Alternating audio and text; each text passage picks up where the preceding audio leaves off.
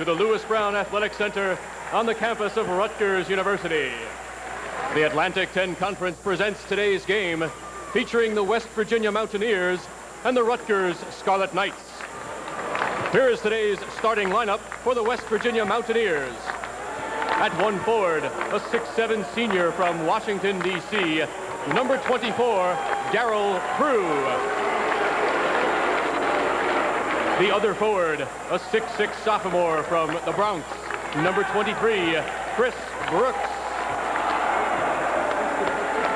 At center, a 6'10" senior from Cleveland, Ohio, number 42, Ray Foster.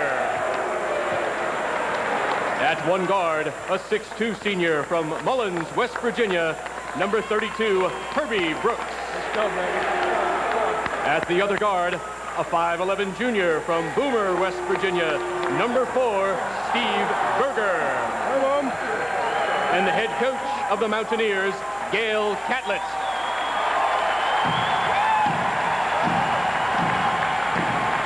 And now for the Rutgers Scarlet Knights. At one forward, a 6'5" sophomore from Trenton, New Jersey, number 35, Tom Savage.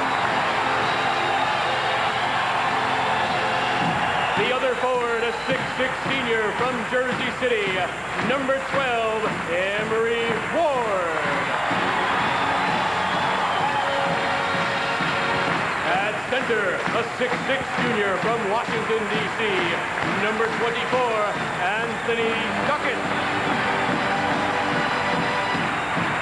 At one guard, a 6'2" junior from Elmwood Park, New Jersey, number 13, Rick Danica. At the other guard, a 6'3" sophomore from Brooklyn, number 23, Greg Carter. And the head coach of the Scarlet Knights, Bob Wenzel. There you have it, the starting lineups for this afternoon's Atlantic 10 Conference game. And we'll be back with a tip-off in today's action right after you watch this.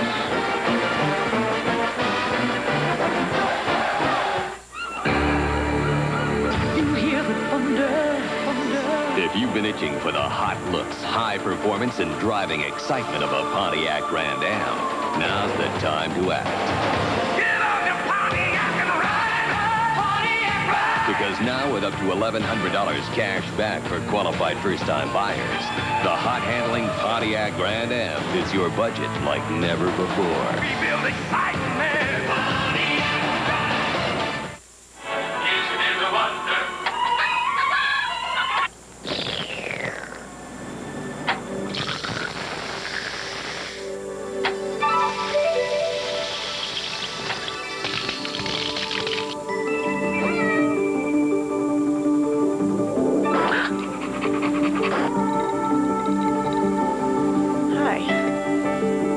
Diet Pepsi, and now caffeine-free Diet Pepsi, the taste that's generations ahead. Strong officiating team here this afternoon. Dick Paparo, Jerry Donaghy, and Art McDonald on hand to administer the proceedings here in the Lewis Brown Activity Center, and Athletic Center, I should say. And what a nice atmosphere here, Clark. I tell you what, Bob Wenzel only turned the program around. I think he's got the crowd turned back on. Oh, they're really turned on. They're ready to rock and roll, full of excitement and enthusiasm. And we're going to take that same type of enthusiasm and good basketball for the Scarlet Knights to try to stop this 15-game winning streak. Ray Foster and Anthony Duckett on the jump, and Foster controls the tip. West Virginia with the basketball. Berger's going to set the attack, and Danica comes out to put pressure on him way out on the floor. Darryl Prue, Berger off the screen, and the jump shot good, and West Virginia opens the game in front. Anytime you go on the road, you really want to try to take the crowd out of it, and that's one way to do it, and immediately come up with a big bucket on the first possession. Henry Ward to Tom Savage, outside to Rick Danica. Now Berger's coming out and pressuring Danica, returning the favor from the other end of the floor. Foster, his man get away, the jump shot by Duckett, no good. And the battle for the basketball won by Prue, and he's got Brooks up court. Chris Brooks scores. West Virginia is not known for their running attack, but they will run on opportunities, and they forced 4 more turnovers than they've committed themselves. And that time they come up with the turnover and the deuce at the other end. Danica to Ward. Henry Ward through the lane and back out again. Savage brings the ball hard into the lane, and now it's going to be a walk. And the ball comes back to West Virginia. The Mountaineers up 5-0. Well, this isn't the way Bob Wenzel wants his Rutgers team to start. There you get a look at him. Well, I tell you what, he looks a little concerned. 3 possessions, a missed shot, and 2 turnovers. Berger. Herbie Brooks. Chris Brooks. To Foster in the middle. To Prue down low. Knocked away by Savage. Picked up by Duckett. And West Virginia takes it right back. Prue back outside to Berger.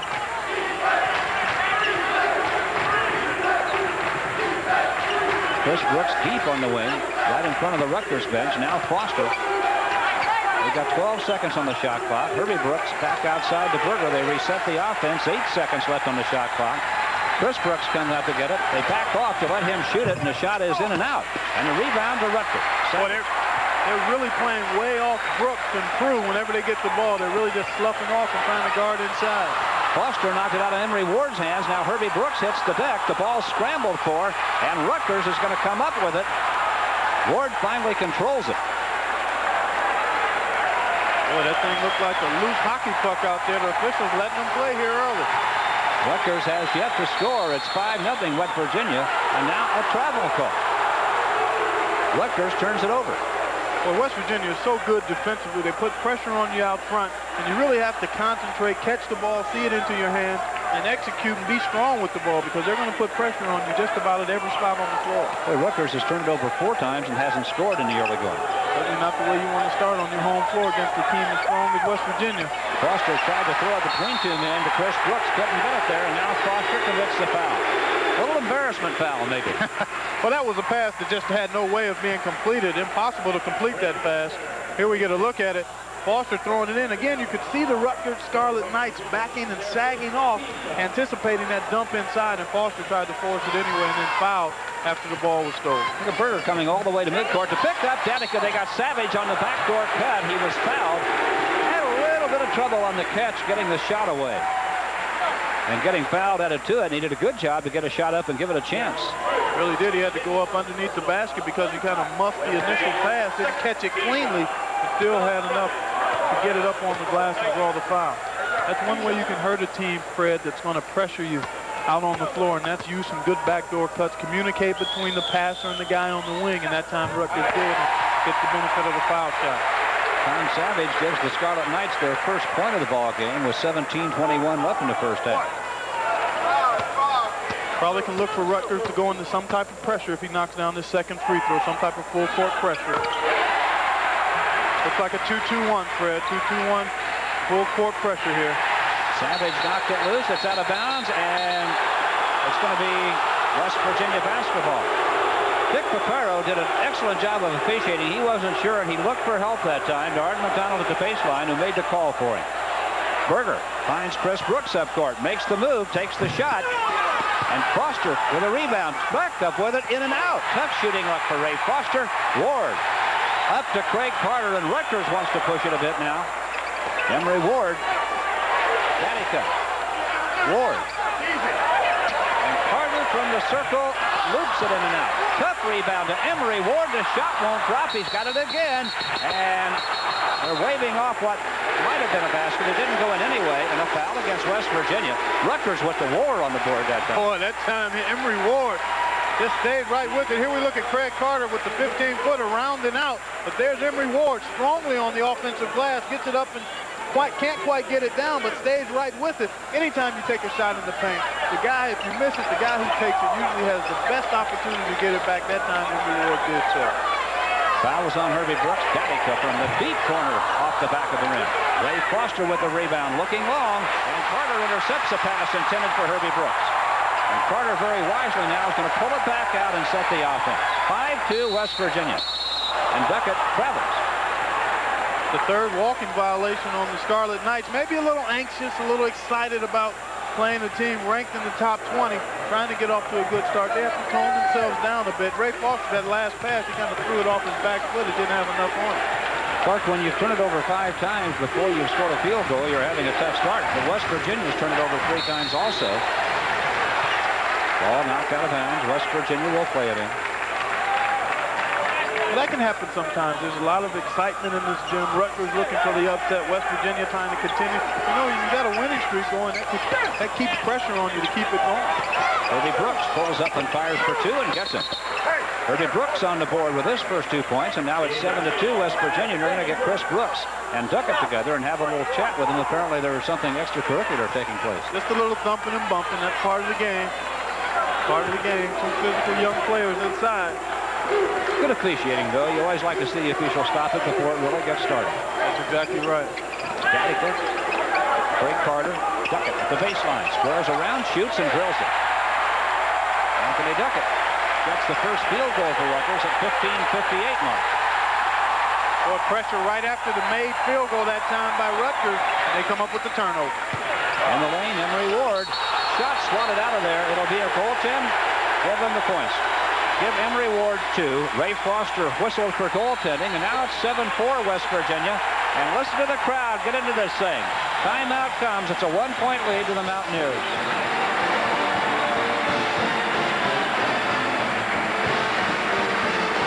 It's easy to see why Mazda truck owners are starting to toot their own horn. They've got enough reasons. Mazda trucks are so reliable. They've been rated #1 in customer satisfaction for 3 straight years.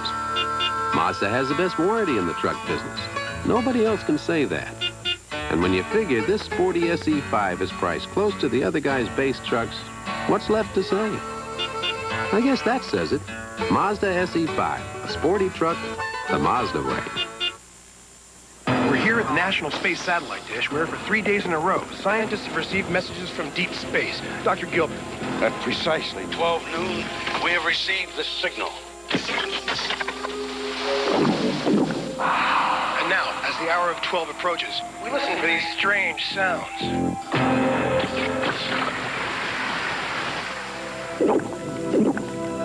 It's no mystery where great refreshment comes from. Pepsi, the choice of a new generation. And here we go. Yes! Tremendous play! There, ladies and gentlemen, the New York Rangers! Here we go. Heads up! Hold it! The Rangers take on the rugged Minnesota North Stars. It all begins with Sports Desk, then game night tonight at 7. Welcome back. West Virginia up by 1 over Rutgers now. And you want to see what adrenaline some guys make you do? Here we're going to look at Ray Foster go way upstairs, but clearly that ball on the way down. And Emery Ward got the field goal. Chris Brooks, West Virginia on the break, and Herbie Brooks gets it up and scores. 4 points for Herbie Brooks, and the Mountaineers really ran the break well. They have now hit 4 out of 7 shots in this game. Rutgers just 2 for 6. 15:30 left in the first half. Rutgers has turned over 5 times early, but West Virginia 4. And there's a strong move by Anthony Duckett. And he picks up his 4th point. West Virginia picking the pace up now. They go low to Foster, and he's going to be called for pushing off. Second foul on Ray Foster. And Wade Smith is going to come off the bench very quickly now for West Virginia. Foster's probably going to sit down with those 2 fouls on him. With 15-14 left in the first half, there he goes to the bench. Foster has had a tough beginning in this game. A couple of turnovers, a couple of fouls. He's going to sit down and watch for a while. Well, I tell you what, Coach Wenzel, I talked to him prior to the game, and he felt that Anthony Duckett and Emery Ward in particular were going to have to pick up some of the scoring slack. And so far, both of those guys doing a pretty good job. Ward on the offensive glass, and Duckett has 2 field goals. Such a small lineup, 6'6", the biggest player out there for Rutgers. Now Danica gets the drive. Boy, nice little pick that time to free Danica along the baseline. Herbie Brooks pushing it right back. Spinning move inside to Wade Smith, and Wade Smith picks up 2. 11-10 West Virginia. Rutgers grabbed the lead momentarily, and the Mountaineers got it right back. They're a very poised, well-balanced team, and they've attacked the press the last 2 times for easy field goals inside. Tom Savage look at Duckett go up, work for the rebound. Now he lost it on the floor, and Herbie Brooks takes it out of there for West Virginia. Berger. Charging foul on Steve Berger. I think that right arm caught Danica right in the chin. Here we get a look at it. Brooks penetrating, Watch that right. Well, it's actually a shoulder. Caught Datica flush in the chin. Out. Referee right on top of it. Lady Perry now checks into the Rutgers lineup. Emery Ward comes out. That's the 6th turnover now charged to West Virginia. Rutgers has turned it over 5 times. Datica left hands it up, in and out. Rebound to Chris Brooks for West Virginia. Well, they're going to the basket. Really going to the basket, and the officials are letting them bang on the boards, which I love to see. Herbie Brooks misses. Rebound Duckett. Duckett to Savage to Datica. Leaves it right back there for Savage. Craig Carter. Perry down low. One step to the bucket. The shot's no good. Herbie Brooks had it knocked loose. Now they race for it. Look at Brooks control it in open court. Stolen away by Datica. Intended for Smith. Carter gets by a man. He's going to be called for the walk. He didn't get by him. Boy, Bob Wenzel is really upset with the call. He just got airborne. Look at him. He was in the air. Well, he may have gotten a little too fancy. They had an obvious 3-on-2 break, and he had the ball in the middle. In that particular situation, you just want to make sure you get a good shot going to the basket, and Craig Carter may be a little bit too fancy in handling the ball and subsequently walked with it. There's Jay McGinnis checking in for Rutgers. McGinnis, a 6'8 junior. He has replaced Anthony Duckett. Well, the Scarlet Knights in his own defense for the first time. A lot of turnovers early in this game. You saw it. Mountaineers 7, Rutgers 6. West Virginia comes in here only averaging 15 turnovers a game while forcing close to 20. Well, the skip pass found Herbie Brooks wide open, and he stuck it. He has 6 points. West Virginia by 3. Well, that's an excellent way to beat the zone. Skip a couple of guys with the over-the-head cross-court pass, and if the defense doesn't react quickly, you got an open perimeter J. Craig Carter working on the wing. The same thing for Rutgers now, and the shot struck by Savage. That's a 3-point shot for Savage. It came right back with the same pass practically. Game tied at 13. Prue running the baseline, gets it to Brooks to Berger. They're 4-on-2, and Wade Smith trying to finish it is fouled by Jay McGinnis. You see what created that basket, Fred? They got the ball inbound and then got it immediately to the middle. Here we see the tail end of it. Herbie Brooks. Now they got a 3-on-2 with the defense backpedaling. In that situation, the offense certainly always has the advantage. Here we get another look at it. Brooks. Looks like that's Wade Smith. And he's hammered. Gail Callett, West Virginia coach. Chris Whitman is in the game now for Rutgers. Now for West Virginia, John Jackson checks in. In fact, you hear the term attack the press. It's really what you have to do. Oh, no question about it. You have to look to get scores whenever a team pressures you. I've had coaches tell me before that anytime a team decides to press you a lot, they're challenging your ball handling abilities, your fundamental ball handling abilities. They're saying, hey, you guys can't handle a little pressure. And you have to take that challenge and push it up the floor, get it to the middle, and then create 3-on-2s or 4-on-3s or 2-on-1s, and then convert either with field goals or foul shots as Wade Smith did there. I always felt like you can really turn a game if you can make a good pressing team lose a little confidence in their press. No question about it. And you do that, Fred, by scoring whenever they press you. Checkmate. Craig Brewery is in the ball game for Rutgers, wearing number 40. Savage. Rutgers ball. Well, Rutgers really being active on the offensive glass. They're getting their hands on a lot of missed shots, keeping the ball alive, coming up with second chances. Creighton Brewery is a 6'3 freshman. Here's the basketball. Datica. Savage from 3-point range. Well, I don't know if the West Virginia players have read the scouting report on him or not, but that's certainly not what you want to let him do. He's a 51% shooter from behind that arc. You got to get out there, make him put it on the floor a little bit. Well, he's a better shooter from 3-point range than he is from 2 points. You don't see that very often. You don't see it very often. You really don't. There's another foul whistle now against Jay McGinnis. That will be his second. Savage is 12th in the nation in 3-point field goal percentage at that 51% mark, and he's shooting a lot of them. We have a timeout here. Rutgers has fought back. 11:44 left in the first half. Bob Wenzel's club up by a point now. You hear the thunder, thunder. If you've been itching for the hot looks, high performance, and driving excitement of a Pontiac Grand Am, now's the time to act. Get on the Pontiac and ride!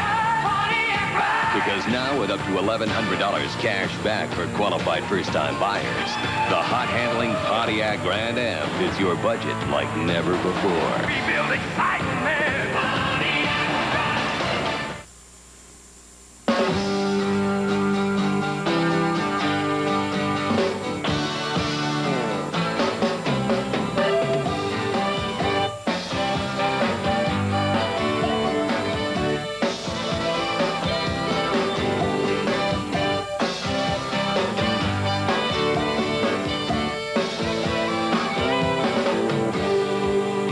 Amtrak's All Aboard America fares, the best priced view you'll ever get of America. While we have a moment, we want to remind you that the announcers for this game have been contracted for and approved by the Atlantic 10 Conference. And any use, rebroadcast, or other transmission of this game without the written consent of the Atlantic 10 Conference and Creative Sports Marketing is prohibited. Here we get to look at a shooter getting his feet ready to shoot the basketball. Look at Tom Savage. When he catches it, pulls the trigger. Bingo, count it. Let's go back and play D. You got to get out on a shooter like that because before the pass comes, as most good offensive players do, he had his feet ready and hands cocked, ready to fire. Ball never went to the floor. Caught it and shot it. West Virginia's hit 6 out of 10 shots so far. Rutgers 6 for 14. Rutgers leading by a point. Casey Shelton is in the game now for West Virginia. There's a tough catch and a shot by Sean Jackson, but he's going to be called for the charge. John Jackson also off the Mountaineer bench. Dale Cabot, here's the play again. Here we go, Sean Jackson inside. Obvious charge that time. He just left his feet in the lane. Substitutions now for Rutgers. There's Craig Carter back. And the man that took the charge was the guy that came off the bench, McGinnis, and committed 2 fouls. He did that with his second foul line, so a little courage on his part. But he knew he was set. Carter, Duckett, who's also back in the game. Savage just ran the backdoor cut. They couldn't get it to him. Savage. Duckett. Drury is strong with the Pride. Might be off West Virginia. It is. It's Rutgers basketball. Well, they get a break there. The Scarlet Knights do is Drury. That was a Drury-looking three-pointer as it just caught the glass, but they get it out, get it back out of bounds. Drury to Savage. Craig Carter. Duckett's open on the baseline. Now they go to the middle. Henry Ward now to Duckett. Down off the baseline. The jumper hit the side of the glass. John Jackson rebounds for West Virginia. Shelton to Berger to Shelton.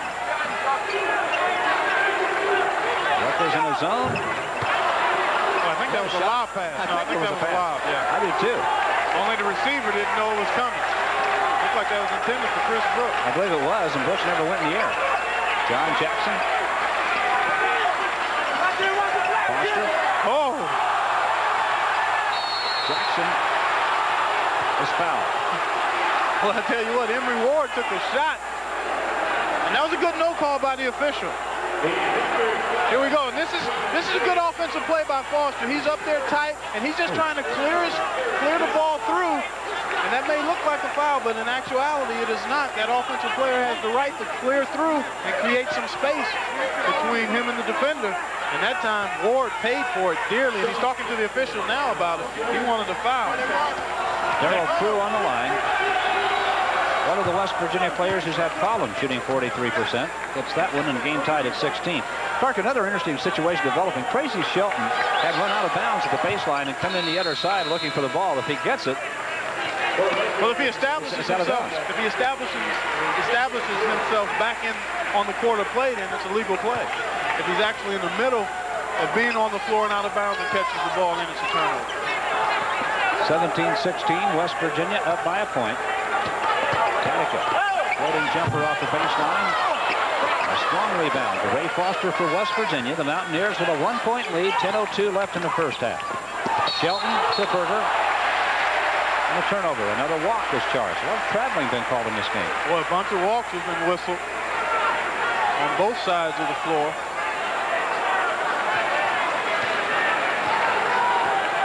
characteristic for West Virginia. Again, they come in only averaging 15 turnovers a game, and they've probably already gotten half of that here in this first half of the first half. Ball knocked out of Savage hand by Tracy Shelton. They get it back into Emery Ward, and he's going to be called for the charge. Emery Ward picks up his first personal foul. See, I'd like to see the NBA rule instituted on a play like this, because if a defensive player is too far underneath the basket, there's no way a charge can be called. That time it looked like Brooks was way underneath the basket, and Ward went inside looking for the shot and called for the offensive foul. West Virginia with a 1-point lead in the basketball. Rutgers in a zone. Berger to Shelton to Foster. Knocked away. Duckett had a hand on it. Saved by Berger. Shelton for 3. Tracy Shelton with his first points of the afternoon. West Virginia leads by 4. 9:17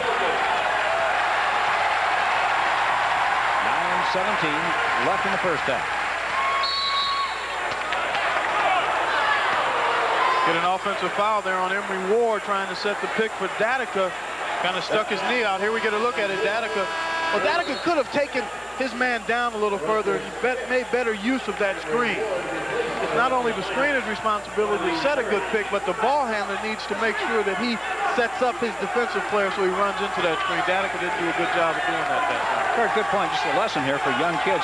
You really have to run the guy right into it. You really do, and you have to set him up, misdirection, cut, fake, but you have to set him up and run him right into that guy setting the pick for you. If you're doing it right, you'll almost hit the screener yourself, won't you? Exactly, that's right. You almost want to rub shoulders with the guy setting the pick. Now we've got a 3-second violation.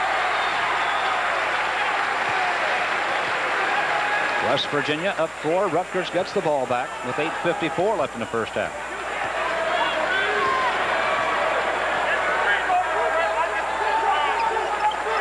The turnovers are in this game. West Virginia, a team that hasn't turned it over very many times, has 10 here, but they get right back. Tracy Shelton in open court. We've got an intentional foul. Oh, nope. My.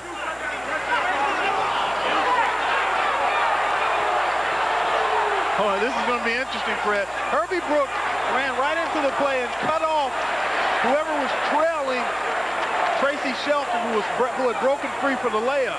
Here we get a look at it. We might not be able to see it here, but here comes Herbie Brooks right now, cutting off Craig Carter.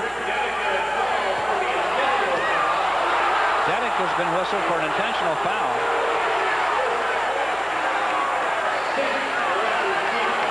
I didn't see Dedek in the shot that we just had, but he's been called for the intentional foul. So that'll result in a couple of free throws here for Steve Berger. Now Bob Wenzel getting the explanation from Dick Papero. And Papero's... Here comes Datica. Now there he is. There's Tracy Shelton. And here comes Steve Berger with the cross-body block. But where's the foul on Datica? He was nowhere to be seen. Boy, they're going to have to clear that one up, because the replay shows clearly that Datica nowhere to be seen unless they called him for a foul on Berger. But again, that was Craig Carter who bumped into Berger. Berger came and cut off Craig Carter, who was chasing down Shelton. Somehow they whistled a foul on Datica. Berger misses the free throw. Well, if he did anything, he did it after he left our shot. And I don't think there was anybody there for him to foul the way we saw him. There was Craig Carter, 23, if they maybe confused the numbers a little bit. And you're talking about one of the, I'm not saying Dick Papero's call was wrong. He's one of the best officials in the game. It's just that we couldn't see whatever it was that he's called. Exactly right. And I would say there's a possibility that he mixed up 13 and 23, but he doesn't mix up very many things. So whatever it was out of our sight. Berger from three-point country. Too strong with the try. Rebound, Ray Foster. Right back to Berger. In the lane. Right back to Foster, and he walks. Nope. Yeah, we are going to call the travel now. Call came a little late, but it was a traveling call. It's still 21-16, West Virginia. Duckett. Well, I think he wanted to make a pass. He takes the shot and gets it down. That's what hang time will do for you. He jumped up in the air with his mind made up to pass it. That was closed off, and he stayed up there long enough to shoot it on his way down and got the favorable roll. Shelton. Foster. Well, Rutgers really doing a nice job in their zone. Active hands coming up with a lot of deflections, and that time they come up with the full turnover. Oh, Savage with a great save, but Foster takes it away from Danica and scores. Ray Foster with his first 2. Risky play by Foster. He's got 2 fouls, and in the backcourt to reach in like that. Came up with the hoop and the steal, but lucky not to pick up number 3. Now we've got a holding foul, I believe, against Tom Savage down in the lane. I think you can sense now that the officials are going to take control of this game for a while. Well, they're going to stay on top of things because they've allowed them to play, especially on the offensive backboard. They've allowed them to go at it. We have a timeout here with 7:39 left in our first half. West Virginia leads Rutgers by 5. Find a high-quality small sedan that's reliable, durable, and comfortable. And maybe it is. But to find one that's also sophisticated enough to be all kinds of fun to drive, well, that's a little harder to find. But I can save you a lot of chasing around. All you gotta do is corner a Mazda 323. Mazda 323, a small sedan, the Mazda way. The doctors at the Matawan Aberdeen Chiropractic Center have been bringing pain relief to central New Jersey patients for years. You see, the spine is the main support of the body. Any misalignment can cause pain in any area of the body. The center can provide safe, natural relief of back pain and tension, and even related ailments such as pains in the legs, the arms, or the neck. They are equipped with the very latest technology and competent, experienced professionals. The Matawan Aberdeen Chiropractic Center. Call for your consultation today. Rocky Llewellyn of St. Bonaventure has been selected the Pepsi Atlantic 10 Player of the Week for the period of January 29th to February 4th. The 6'6" senior forward averaged 24 points in 3 games last week, including 30 in the Bonnies' win over Duquesne and 24 in a win over St. Joseph's. Llewellyn also grabbed 6 rebounds a game. It's 71% of his 3-throw attempts for the week. Congratulations to Rocky Llewellyn, the Pepsi Atlantic 10 Player of the Week.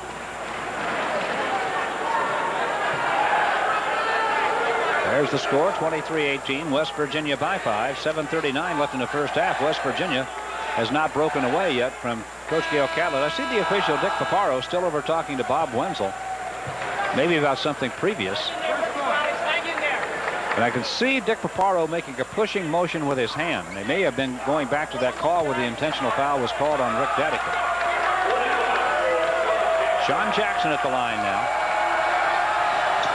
West Virginia is at 8 out of 13 shots here. Free throw missed. Rutgers basketball. Duckett digs it out to Carter to Datica with 7:33 left in the first half. Rutgers down 5. It's been an intense basketball game so far. Savage with the drive. Oh, he lost the handle on it, and the ball knocked around. It's out of bounds to Rutgers. Off the hands of Herbie Brooks. Some slippery basketball. Substitution, West Virginia. Darrell Prue is in. Sean Jackson is out.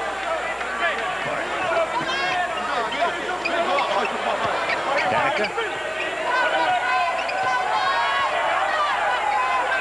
West Virginia now in the little zone on the baseline out of bounds. Rick Danica hits a 3 over the top of it. He has 5 points, and it's a 2-point lead to West Virginia with 7:07 left in first half action here. Now the crowd getting up and into it. Coach Bob Wenzel orchestrating that. He turned around and got him fired up a little bit. Herbie Brooks working hard. The ball knocked out of his hands by Craig Carter. Picked off by Lee Perry. They get it to Danica. Here come the Scarlet Knights looking for the tie with 6:46 left in the first half. Perry for the lead. That'll be 3, and he got it. Tom Savage is the man that got it.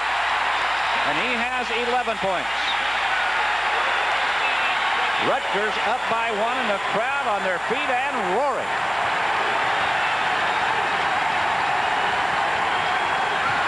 Where Brooks to Chris Brooks. The ball hammered out of there. Carter out on the break. Datica's up with him. Carter takes the jumper. And look at the fight. Lee Perry couldn't quite get it tipped in. Herbie Brooks right back for the Mountaineers. The lob intended for Darrell Prue, too strong. 13 turnovers charged to West Virginia here, Clark. Boy, and I've said it already. They're averaging only 15 for a game already. They've almost reached that total here in the half. But hey, you got to give Rutgers some credit. They're really scrappy. They're aggressive, and this might be 3 again. Tom Savage has the range. He has hit 4 3-point goals in the first half, has 14 points, and he has Rutgers up by 4. And West Virginia wants to talk about it. Timeout with 5:55 left in the first half. Listen to the noise.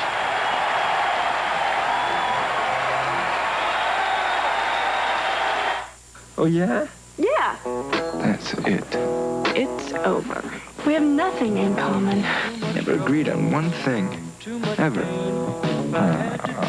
Great. I'm too good for him. I can do better. I need to find someone more like me. When you find something you have so much in common with, something so unique, so refreshing, Hi. you just can't stop yourself from grabbing it and holding on to it forever. You can't get hipper than moi. Health club, can't you tell? Mousse in my hair.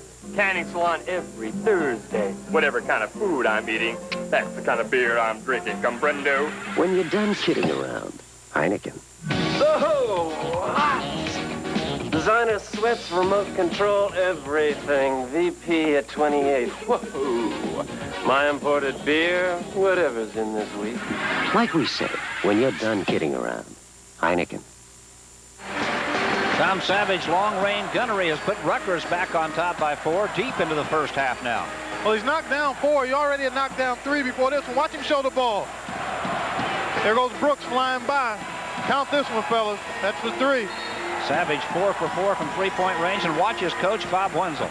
He loves it. He told me the day before the game that they got to play with a bunch of enthusiasm and energy, and so far, Fred, they've really kind of ruffled the feathers of the Mountaineers, so to speak. Clark, I think the man who coached here last year, Greg Littlepage, one of the finest men that ever walked the sideline, but for some reason, whatever the difference is, the difference I feel this year in this Rutgers club is the emotion that somehow Bob Wenzel's been able to bring to him. Well, he graduated from here. He was an outstanding player when he played here. He's been a good coach, and newness sometimes creates excitement. That's a walk. That is 14 turnovers charged to West Virginia now. Boy, they've really kind of lost their poise here in the last 4 or 5 minutes. Turnovers an indication of that. Rutgers up by 4. Their biggest lead of the day. Savage.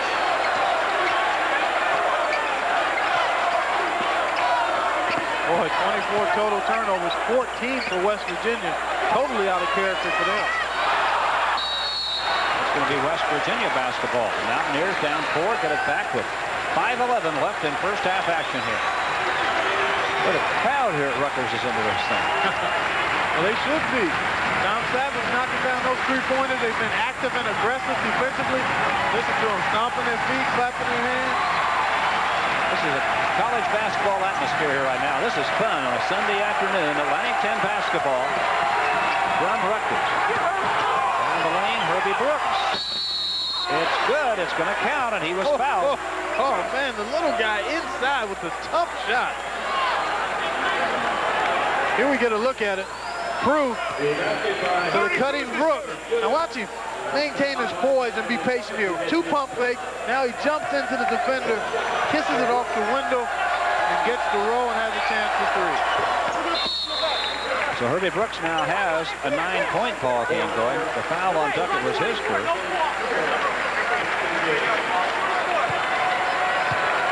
Savage, Duckett, Perry, Craig Carter, and Dedeker. The lineup right now for Rutgers. Berger, Wade Smith, Herbie Brooks, Chris Brooks, and Darrell Prue for West Virginia with 4:40 left in the first half. Dedeker. So what they call for pushing off. He got the hand out, and Dedeker was whistled for the foul. Well, you have to credit that to good pressure that time. I think it was Steve Berger who applied the pressure on Dedeker. You got to be careful when you're handling that ball, not to let the offhand get too far away from your body, because it's obvious to everybody in the gym if it's away from your body. If it's tight to your body, Fred, you can push off a little more. Prue, nice dish to Wade Smith. Well, he grabbed the rim after he let go of the ball, but got back off of it in a hurry. Wade Smith has 6 points. Well, just when we're talking about West Virginia losing their poise a little bit, they come back with 5 straight points. Right back up by 1 now. Mountaineers leading with 4:10 left in the first half. Tom Savage, Chris Brooks, out with him. Ooh, look at the difference there in points off turnovers. West Virginia with a 10-point margin. Yeah, they're taking those turnovers to the bank. Savage got one a little bit off balance. Is a little strong, but Danica saves the rebound. But Craig Carter had it knocked loose. And Prue has it. To Berger. Foster was the man who got the handle, and now Berger can't control it. And Danica comes up with it to Perry. Perry dribbling in open court, nearly stumbled, but saves it. Boy, it's been full of action. A little wild at times. Perry to Carter. Savage wants the ball, and he tried to throw a bounce pass to him, knocked away by West Virginia. Berger on the break. 3-on-2. Great dish to Chris Brooks, and they're going to be called for another travel. Well, again, excellent pass that time by Berger to Brooks, but if you don't catch the ball cleanly in transition, the likelihood of a turnover increases tremendously, and that's why it's not only important to make good passes, but you have to catch the ball as well. You have to catch it cleanly. That time Brooks bobbled it just a bit, and that forced the walk. There have been 30 turnovers in this first half, and it's been a good first half. West Virginia's turned it over one time more than their average already. I told you they're averaging 15 turnovers a game. The Mountaineers have turned it over 16 times here. Rutgers 14. It's been intense. It's been fast. Faster pace than I thought we'd have here, Clark. Same with me. I talked to Coach Wenzel. He talked about trying to milk the clock a little bit, not to the point of taking the air out of the ball, but nonetheless looking to use some of the clock before a shot, but hasn't been that way today. Craig Carter with a tough bucket. The shot clock was running down to 7 seconds when he made the move, and Rutgers goes back up by a point with 2:35 left in the first half. That's one of the few times they've done what Coach Wenzel talked about, and that's used the clock quite a bit, and then we're going to get another bunny hop. Yeah, another traveling call. 17 turnovers charged to West Virginia, and we're still in the first half, and that causes Coach Gail Catlett to take a stroll down the bench. Well, I tell you what, Fred, we're going to use up all the walks here in this first half, and there won't be one called in the second half. My, they're calling a bunch of them. 2:21 left in first half action. Rutgers by a point with the basketball. Now they're going to kill some more clock. Content now to use some clock and try to get a good shot within the 10-second mark of the shot clock. Perry got a toe on the three-point line. It's going to be a 2. He was about an inch or 2 away from the 3. That wasn't anywhere near 10 seconds left on the shot clock, though. I was wrong on that count. First point of the day for Lee Perry. 3-point lead to Rutgers. And look at the energy Rutgers is expending in their zone defense. Duckett with a steal to Craig Carter with a run at Berger. Berger blocked the shot. What a great block by Berger. Herbie Brooks pushes it back up court. The dish to Prue, and he's going to take the shot and get it. I tell you what, that's the first we've heard of Darryl Prue offensively, and this guy shoots 60+% from the floor. I think he has to be a little more hungry at the offensive end. He hasn't had the ball a lot down there, though. He has 4 points, 1 field goal, a couple of free throws, and again, Rutgers is going to kill some clock with 1:19 left in the first half. The Scarlet Knights up by a point. Danica dribbling the ball, looking back at his coach, Bob Wenzel. Wenzel shows him the play he wants. Danica responds with a thumbs up, which is a sign to his teammates. Looks like it's going to be a little pick either side. He's going to get his choice which way he wants to go. Brings it right back outside to Savage, to Danica. 8 on the shot clock. Danica makes a strong move, kicks it in the corner where Perry lets it fly. And on the rebound try, a foul, I think, against Anthony Duckett. Berger hit the deck in there. Looks like Tom Savage, I think, is going to be the guilty one. To Savage? Yeah, I think so. Yeah, he doesn't like it. He's laughing it off. He's laughing to keep from crying about it. Second foul on Tom Savage. And they'll stroll to the other end of the floor. Both teams will be in the 1-on-1 the rest of the afternoon. Now Savage with his 2 fouls will sit down. Emory Ward comes back in to replace him. Excuse me, Darryl Smith. It's Darryl Smith in the ballgame now, not Ward. Smith coming off the bench.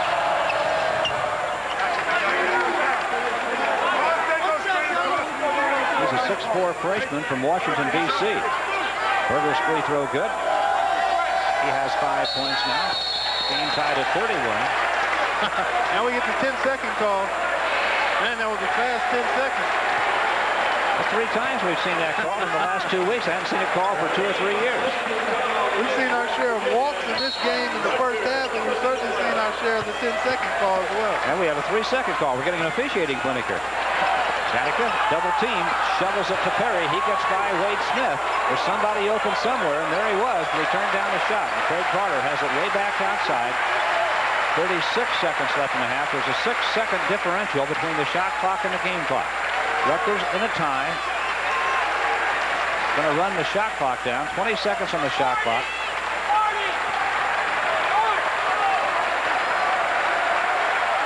12 seconds on the shot clock. Danica at 10 seconds on the shot clock starts his move. Berger meets him at the top of the key. Wade Smith steals the pass to Berger, and he's fouled by Danica. That's the third foul on Rick Danica. Boy, good idea, but that was a really tough pass for Rick Danica to make as he tried to get it up over Wade Smith, who's about 6'10". Whoever set that pick, I think it was, here we go, we get a look at it. But we catch the tail end as Danica comes in, and obvious foul that time on Berger. Berger, one of the better free throw shooters on a team that has their problems from the line.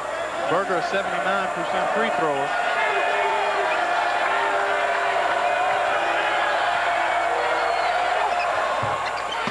Berger's free throw good.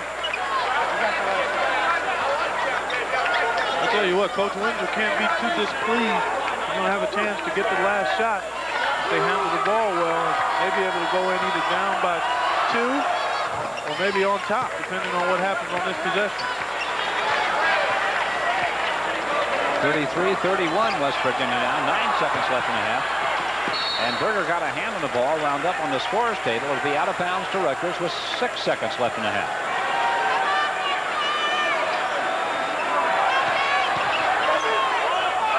Duckett back in the corner, Perry for 3. And that's the end of the half. And it's been an intense half of action here on the campus of Rutgers. At halftime, West Virginia has a 33-31 lead over Rutgers. The Scarlet Knights giving them a strong argument. We'll be back with halftime activities. The new Buick Riviera. It's a classic all over again. The road has been waiting, you're anticipating the spirit you felt way back when. Riviera is back, a classic again. It's a legend once more, what the road's waiting for. Riviera. Start the second half. There's Bob Wenzel in his first year back at his alma mater as the head coach. Wenzel was the MVP here in his junior and senior years. He played as a freshman for Jim Valvano and then for Bill Foster. I'll tell you what, somebody's going to have to cut down on the turnovers drastically, and I think that team that does that is going to have the best chance to get the W here today, because 37 turnovers in a half between two teams is far too many. Some fast break points you look at in the first half. West Virginia winning that battle also. There's Emory Ward with a turnaround jump shot. Now Craig Carter with a steal, and there's a turnover. Danica, 9th bounce pass to Duckett, and he got hooked by Darryl Prue coming in. 124, grabbed the other one. Second foul on Darryl Prue. Boy, nice filling of the lane that time by Anthony Duckett once he realized the ball was turned over. And here Danica just waits for him as he comes into your picture on the right-hand side. Prue just really didn't have much choice but to grab him and send him to the line. Gail Catlett just took his point guard out of the game. You're looking at Darryl Prue. Steve Berger has come out of the game. 22 seconds into the second half, and Gail Catlett is kneeling down in front of him, talking to him over at the West Virginia bench. Well, he had 4 turnovers at the half, and that time committed his 5th here early in the second half, so I'm sure that's what he's talking about. They need the leadership from the backcourt when you talk about handling the ball.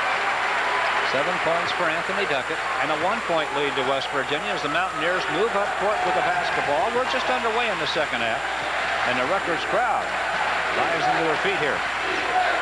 Berger's going to come right back into the ball game. He's at the scorer's bench, reporting to come back in. Herbie Brooks. That's a 3, isn't it? Nope, 2. 2 for Herbie Brooks from the corner. He has 11. Oh, it looked like it was a 3 the way he arched that one up. Looked like he was behind that arc, but they only gave him 2 for it. Brooks is 5 for 7 from the floor in this game, and it's a 3-point lead to West Virginia. Ward, Savage. Duckett to the baseline. Down inside it goes. Ward tries to jam his way through traffic, and the shot blocked by Darryl Prue. Picked up by Savage. Duckett got wide open inside. And that was a strong move by Ward inside, and even a stronger play by Prue. But the Scarlet Knights, as they've done most of the game, they stayed right with it and got the second chance. Clark, when you get the block and put the shooter on the floor, you've got something on the block. There's a lot of force on that block. Shelton banks it in and out, fought forward by Foster, takes it back up, and a foul is called. They got Anthony Duckett that time. Foster doing a nice job on the backboards that time. He's got a big wide body, about 6'10". Here we get a look at it. No, it's Savage they call it on. Shot by Shelton doesn't go, but Foster up in the air before everybody else comes over the top a little bit. And the foul was on Anthony Duckett. Well, they've charged it to Savage, and that's his third. Boy, from the replay, it certainly looked like Duckett the guilty party. I agree.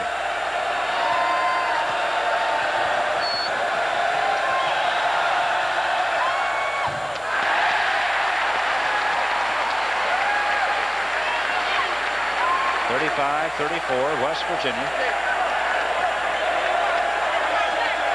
Foster played at Cleveland State last year. I did a lot of their games, and he didn't get a lot of playing time, but he did show some promise. He's a big guy. He can run pretty well. Not afraid to mix it up inside either. I think the official was telling the Rutgers band to stop playing. The drummer... Oh, I bet they won't get that accomplished. The drummer was drumming away while Foster was preparing to shoot the free throw, and I think they tried to quiet him down, and now Foster misses the second free throw. Well, maybe they did stifle the drummer, but I'm sure that section behind the basket isn't going to calm down throughout this one. Rutgers down by a point with 18-14 left in the game. Back to your point about Foster, though, Clark. There's a pass tipped away by Chris Brooks. It'll be Rutgers basketball. He's been a key for West Virginia because he's let Prue go back to his natural position. Exactly right. He's been able to anchor the middle down for him, and Prue's been able to move to his more natural forward slot. Prue really's been silent here today, though. Darryl Prue, who's averaging 13 points a game, has scored just 4 so far in this one. 1 field goal, 2 free throws. Rutgers turns it over for the 17th time today. The Scarlet Knights in the zone. Let's watch the West Virginia attack. That's Herbie Brooks. That's Foster, wide open in the middle. Doubled up a little too strongly, and now a foul call on Herbie Brooks. He and Ward got tangled up down there, and Herbie Brooks says something now to Emery Ward. Boy, nice execution. Here's a good shot against the zone. Foster doesn't get it down. Emery Ward strong on the glass. Boy, he got that chicken wing out, didn't he, with that right arm. Didn't hit anything with it, but I think they called Herbie Brooks for the first foul. Herbie Brooks' second personal foul in this ball game, and he was upset with Emery Ward for throwing the elbow. Now there's Ward with a turnaround jumper. He's fouled. Time Darryl Prue, and that's his third. Well, I'll tell you what, is there any bad blood between these two teams? There's Emery Ward in the middle of the defense. Little turnaround jumper. Boy, that was a Casper foul there. That was real close. Real close one. Emery Ward to the line. He has 2 points today, a 6'6" senior from Jersey City's St. Mary's High School. His third point. You might notice that number 12. It's a number that's actually been retired here at Rutgers. It's Phil Sellers' number, and Phil Sellers told him to go ahead and wear it until he got out of school. That was nice of Phil, wasn't it? In direct contrast, I might say, to Rick Mount's explosion and somebody at Purdue being assigned number 10. He didn't like it at all. Well, I guess different strokes for different folks. 35-35 top with 17:24 left in the game.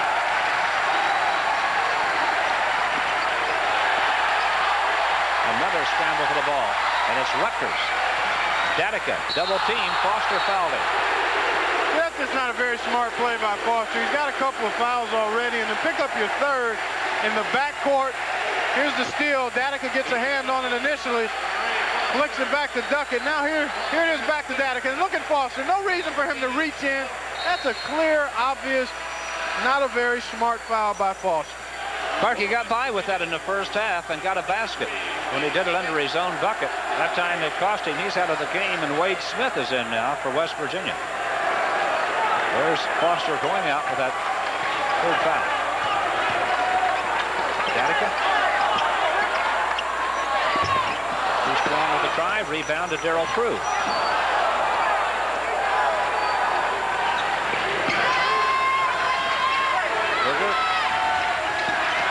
Rutgers really doing a nice job in his zone defense. They're very active with their hands and feet. Again, they caused a lot of deflections, come up with steals. They're making it tough for West Virginia to run their half-court offense. Herbie Brooks Off the back of the rim. Duckett, strong rebound to Dedeker. Game still tied at 35. Well, Craig Carter down the lane gets it. Well, nobody stopped the ball. Dedeker penetrated down towards the baseline and got it to Carter, and nobody picked him up, and he just walked into the lane for the easy jump shot. Made a tough shot, too, Clark. He had to float that thing up there from in front. A little 6-foot leaner. That's one of the toughest shots in the game, especially if you shoot it from the baseline. 37-35, Rutgers, 16:09 left in the game. West Virginia with the longest win streak in the nation. 15 straight in some jeopardy here today, but Berger quickly answers with his 9th point, and that ties the game at 37-all. Dedeker bringing it right back for Rutgers.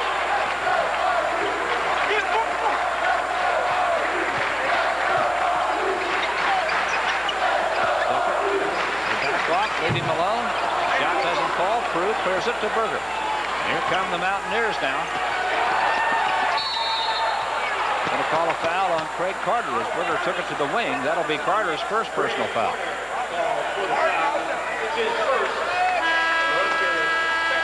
Lee Perry now is going to check in to the lineup for Rutgers. But we have a timeout before we come back to action here. Timeout comes with 15:37 left in the game, and Rutgers and West Virginia dead even at 37.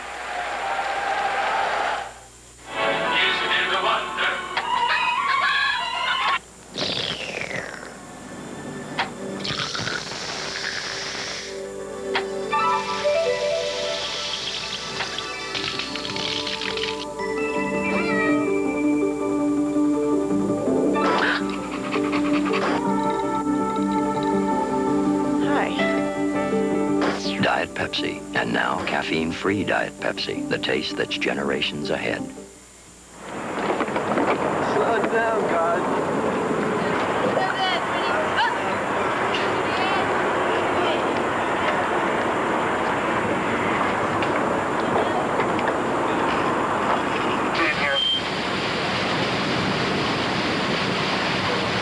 Like the wall and plastic. You're now to go. Has a full slide in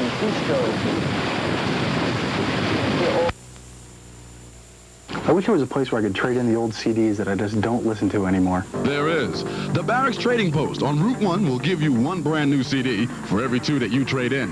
The Barracks also buys, sells, and trades turntables, receivers, speakers, and other audio equipment. What about DJ equipment? The Barracks carries a full line of Gemini turntables, mixers, Sound Craftsman amplifiers, and equalizers. The Barracks Trading Post, Route 1 South at the Route 18 interchange, New Brunswick.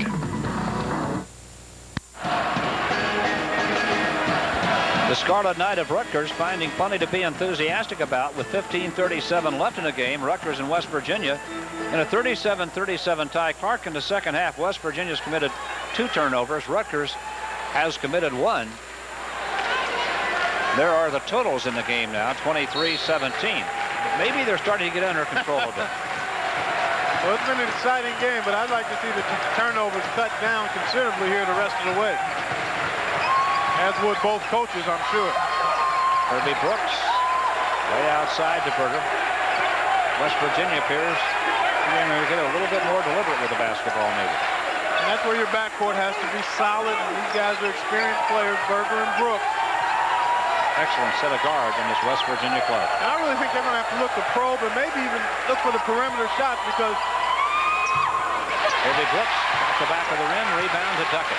Rutgers is doing a pretty good job of clogging passing lanes and keeping things from going inside. Lee Perry wide open on the baseline and can't get the shot to go.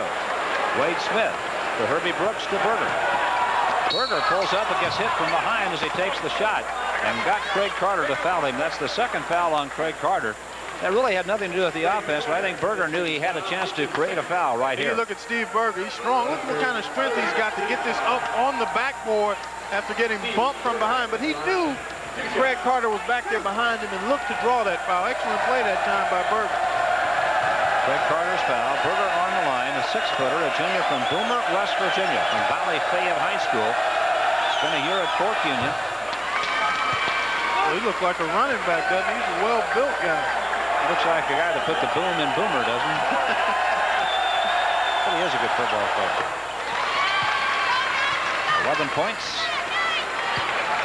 39-37.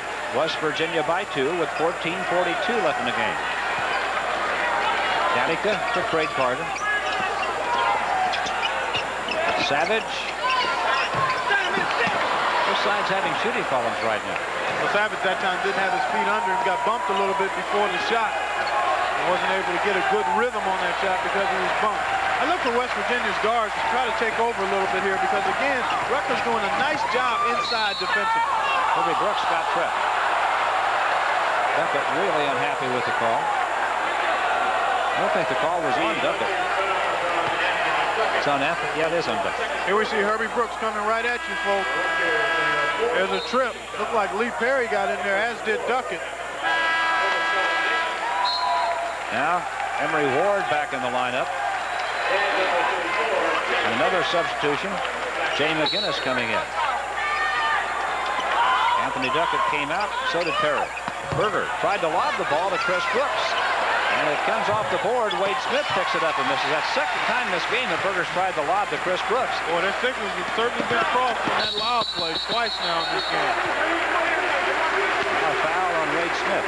Situation, Parker, I don't know, either side can call it. I'm going to guess both times that probably it was Berger that gave the sign for the lob, and maybe Brooks just didn't pick it up. You're probably right, Fred, because usually the guy with the ball knows what he's going to do with it. Brooks, the intended receiver both times, and he just didn't react to the ball. There's Foster back here. Chris Brooks is going out. Brooks has been very quiet. He's one of the main calls offensively for this club, and he's only got 2 points this far. Normally, who calls for the lob? Usually the coach might call it after a timeout, but a lot of times when you got a veteran ball club, maybe you just have communication between the 2 people involved for that play. So normally it wouldn't be the guy who's going to catch the lob and take a shot. Not all once in a while it varies. When you got an experienced club, though, most of the time the point guard will call it. But again, if a guy knows he's being overplayed and might be able to get back on the lob, he might signal to the point guard and try to get it done. At some point, you're probably going to tell him he's there. It's there anyway. Oh, for sure. Yeah, you got to let him know if you want to score. There's Savage from three-point country off the back of the rim. Danica hustles a rebound down. Rutgers still down 2. Craig Carter in heavy traffic. Is that going to be a goaltend? I think we're going to have a goaltend. There's a foul call. They're going to count the bucket. Once again, good officiating. One official helping another. One official had the foul. The other one saw the goaltend. Boy, I don't know how Carter got through that with that wild dribble, but Wade Smith tried to get his hands out of the way, but he couldn't. The ball kind of bumped into his fingers. Foster picks up foul number 4. They get a hoop and an opportunity to get a free throw, and most likely if Carter can knock this free throw down, I'll bet we'll see full court pressure from the Scarlet Knights. Game tied at 39. 13:31 left in the game. Carter's free throw puts Rutgers up by a point. Now West Virginia substitution. Mike Yost on the floor for the first time today. Foster with his 4th foul will go back to the bench with 13:31 left in the game, and Rutgers up by a point now. Steve Berger pushing it up court into the lane to Wade Smith, who couldn't hold on. Boy, he had Mike Yost wide open on the left wing, never even looked that way. Had his eyes on Wade Smith the whole time and made a tough pass. That's a hard pass to handle, especially when you're 6'10", and he threw a rocket pass at him. Tough pass, another turnover for the Mountaineers. Third in the second half, 24th in the game for West Virginia.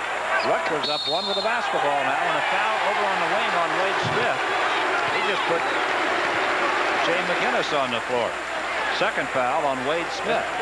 Well, you know the Mountaineers coming in. They're a very physical, solid team. They don't give you a lot of flash. They're just real solid and aggressive. But right now, they've gone over the limit with that aggressive style of play because they aren't really moving their feet. They're reaching a little bit, bumping unnecessarily in the lane and picking up fouls. Dale Catlett looking on.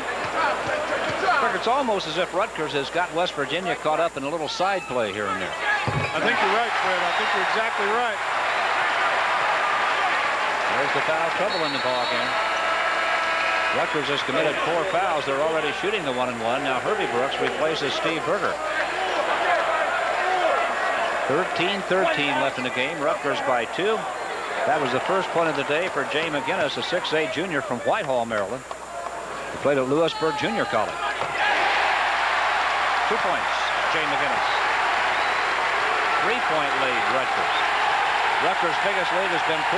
West Virginia's biggest lead, 5.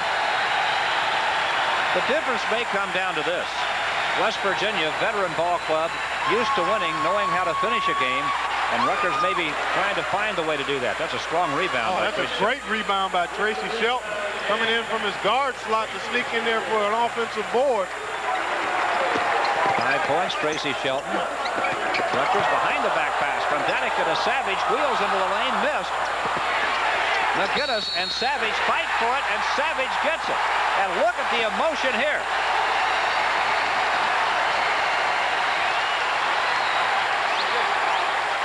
Here we look at nice little wraparound pass into the post by Rick Danica. Savage, he just kind of ran out of gas there after he makes a great move. Doesn't really elevate, lays it up on the rim, but good battling there by McGinnis. Savage comes up with it, kisses the window, and he's fouled. I tell you what, he loves it. Coach Wenzel loves it. His teammates love it. And this sea of red here at the Lewis Brown Athletic Center loves it too. Boy, that's costly for West Virginia, too. That's the 4th foul on Darrell Prue. He's come out of the game. Tom Savage now with 16 points. And there's a strong rebound. Emory Ward, and he's fouled as he goes back up with it. Well, right now, the Scarlet Knights just feeding the Mountaineers to the ball. They're just more active. They're quicker to the ball. They're more aggressive. And usually when you're the aggressor, Fred, good things happen to you. That's the 3rd foul on Herbie Brooks. Rutgers getting Darrell Smith on the floor now. Savage is going to take a little breather. A little water. Rutgers playing with strong emotion here right now. Emory Ward back to the line, 1 for 1 at the line, has 3 points. And 4 rebounds to go with him today. He'll shoot 2 here. 12:35 left in the game.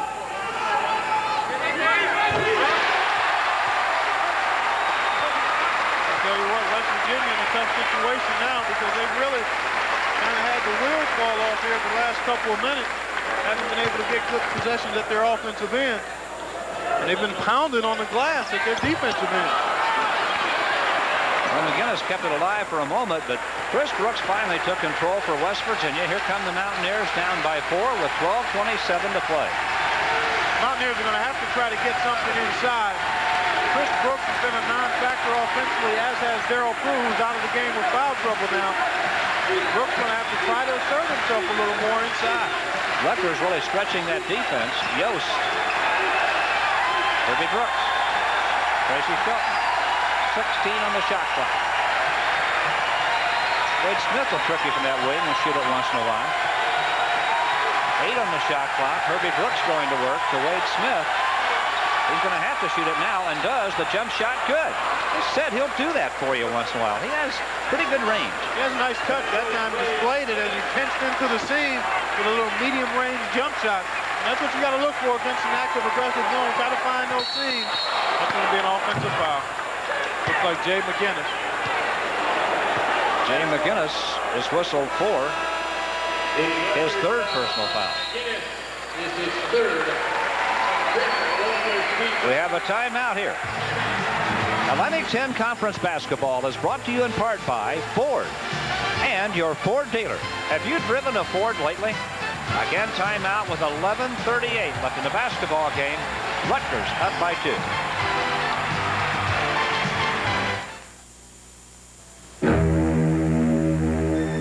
A newly imported car has arrived. It comes from a company with a reputation for quality and design.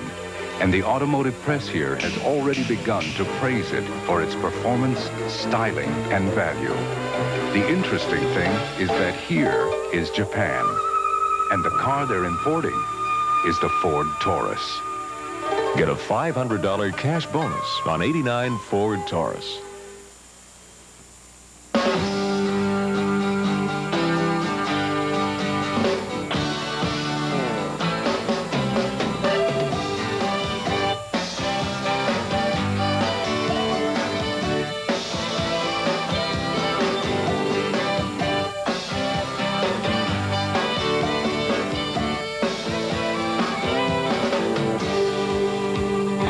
All aboard America Fares, the best priced view you'll ever get of America. Greg Amos Amos of St. Joseph's and Monroe Brown of Penn State share Freshman of the Week honors in the Atlantic 10 Conference this week. Amos averaged 25 points in 3 games last week for St. Joe's. The 6'6" guard poured in a career-high 33 against St. Bonaventure and then scored 25 against Temple. The 6'3" Brown averaged 21 points in 2 games for Penn State, sank 82% of his free throw attempts. Congratulations to Craig Amos of St. Joseph's and Monroe Brown of Penn State, the Atlantic 10's co-Freshman of the Week. Second half turnovers, they've got it under control, I think, Clark. West Virginia 3, Rutgers just 1 here in the second half. 11:38 left in the game, so we played 8 minutes, 22 seconds. They have controlled it pretty well. Yeah, they've changed. They've tightened it up a bit. But there's a telling statistic, and Rutgers has been able to pound the offensive glass. Is that going to be a turnover? Nope. Tracy Shelton saves it to Chris Brooks. And he slams it home, just his 4th point of the day, and it ties the game at 45 all. Boy, nice penetration and service that time by Tracy Shelton. Shooting not so good in the second half. West Virginia 4 for 10. Rutgers 4 for 12 so far. There are the second chance points. Rutgers has really worked the offensive board hard. Easy, you two. Clean it up. Duckett. Emery Ward working in the middle. Spinning jump shot. Missed it all. I don't think he really had a grip on the ball when he shot it. There was some contact prior to the shot, too. Yost. Skip pass, Herbie Brooks. Tracy Shelton for 3. Off the heel of the rim, Herbie Brooks saves a long rebound. Boy, he gets a lot of loose balls and long rebounds for this West Virginia team. Yeah, you've got to be active as a guard to go in there and plug out, dig out some of those long rebounds, especially on three-point shots, because most of those rebounds are going to be long rebounds. 4th second half turnover, West Virginia. Yost tried to force the pass. Now Craig Carter wide open. Craig Carter has 9. Boy, nice setup that time by Rick Danica as he faked the shot initially, and he's a threat in three-point range. That forced the defense to respect that fake and open it up for Craig Carter. Herbie Brooks wide open. Jackson and out. Savage with a Savage rebound. Herbie Brooks with his 4th foul. Now Darryl Prue, Ray Foster, and Herbie Brooks all have 4 fouls for this West Virginia team. And here comes Steve Berger back onto the floor for West Virginia. He will replace Herbie Brooks, who just committed the 4th foul with 10:09 left in the game, and the Mountaineers clearly have serious foul problems now. They really do, and I think they haven't adjusted to the quicker whistle here in the second half. There was a lot of thumping and bumping, banging inside in that first half, and a lot of no calls, which was good. That provided for good play inside, exciting type play. But in the second half, the officials have gotten on top of things a lot sooner and a lot more often. And West Virginia really hasn't reacted. They've had a lot of reach-in fouls and a lot of bump fouls. John Jackson replaces Mike Yost now for West Virginia. Craig Carter to the line. And Duckett's going to be called for a foul as Wade Smith went up for the rebound. Duckett banged into him. And Anthony Duckett commits his 3rd personal foul. Well, we're going to go from a turnover field the first half to a foul shooting derby here in the second half. Well, with 10:05 left in the game, both teams will be in the 1-and-1 from now on. That was Rutgers' 6th foul. West Virginia's already over the limit. Tracy Shelton.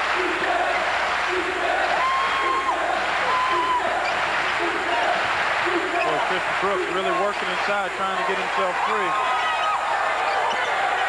Tracy Shelton, Wade Smith, Berger, quick flash to the baseline and a lob shot, no. Rebound Danica. He's going to push it up and take a look. Now he tried to dump it back over here to Carter, stolen by Steve Berger. And the Mountaineers are up here 5-on-2. Berger is fouled. The shot's good. Oh my, what a play. That is a big, big play for West Virginia. Well, I think Danica waited a little too long to get rid of the pass. Had the right idea. He should have given it up before this. Berger, though, excellent hustle to get back and intercept the pass. But then he finishes it off here. Tough play. Knocks down the long-range jump shot. And I think they whistled Danica for the foul. They did, and it's his 4th, Bart.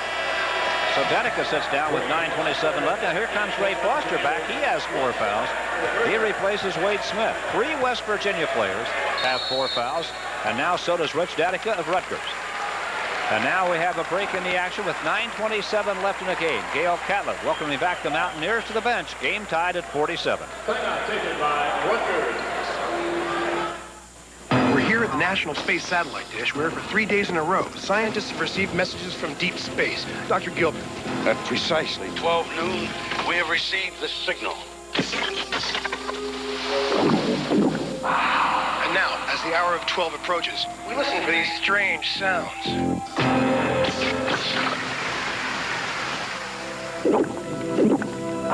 It's no mystery where great refreshment comes from. Pepsi, the choice of a new generation.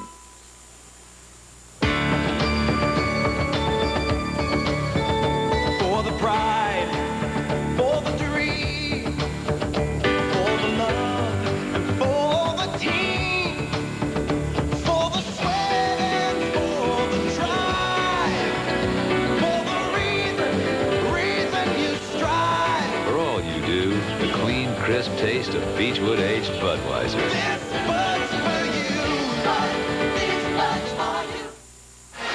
Little creative.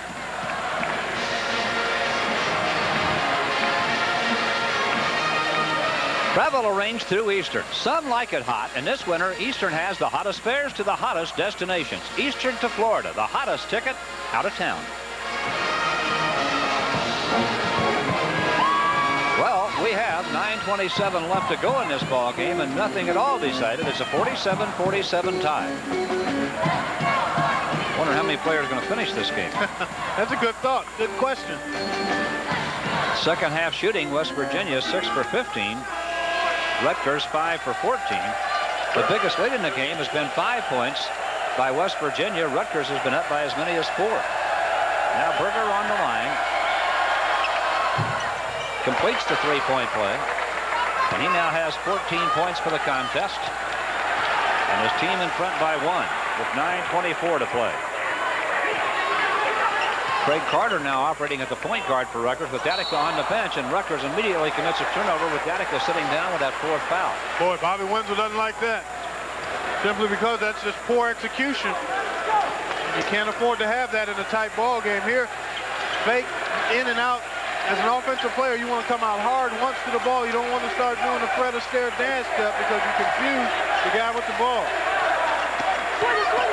John Jackson back outside. Steve Berger. Drayton Brewery with him. Tracy Shelton back to Berger. West Virginia now a little deliberate with it. They're up by 1 with 8:52 to play. 19 left on the shot clock. Shelton launches one and gets it. I think that's where they're going to try to, excuse me, Fred, but I think that's where they're probably going to have to try to win it and extend the lead because Rutgers doing a nice job of clogging things up inside. I'm sure Gail Catlett would like to see Brooks get more stuff inside, but Rutgers just isn't allowing it. They make him shoot it over the top.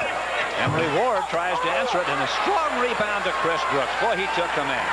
He's got a man's body in there. People just kind of scattered when he got his hands on that one. West Virginia up 3 now with 8:20 to play. Shelton again. And the rebound, Savage, and he and Jackson hit the deck in there. Savage trying to dig it out, looking for some place to throw it, and saves it.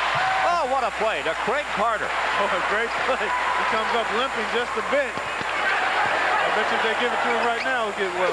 Emery Ward steps in, scores, he's fouled, it'll count. I'll tell you what, go back to the other end and give the credit for it all to Tom Savage. Well, we're going to see the tail end of it here. Nice pass by Craig Carter. Nice left-handed. Tough pass that time. Excellent pass to Emery Ward, who finishes it off and was fouled by Jackson. Second foul on Sean Jackson. Again, both clubs are in a 1-on-1 now. We have exactly 8 minutes to play. Into the ball game now for Rutgers. Darrell Smith, the 6'4" freshman from Washington, D.C. Emery Ward going to the line. Has 6 points and 4 rebounds in this game. He's 2 for 3 on the line.